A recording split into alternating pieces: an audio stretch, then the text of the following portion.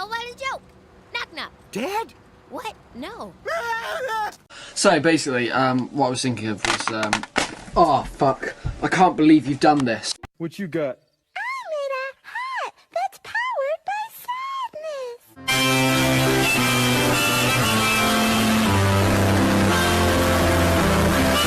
I mean, I get complimented all the time.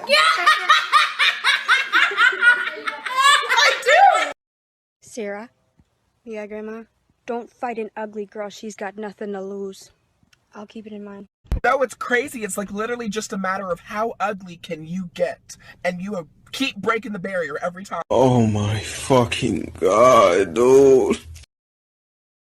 I was thinking I'd do some magic. You? Magic Charles. It says talent show. How can I get my crush to ask me out? Well, you know how everyone always says be yourself? Well, don't do that.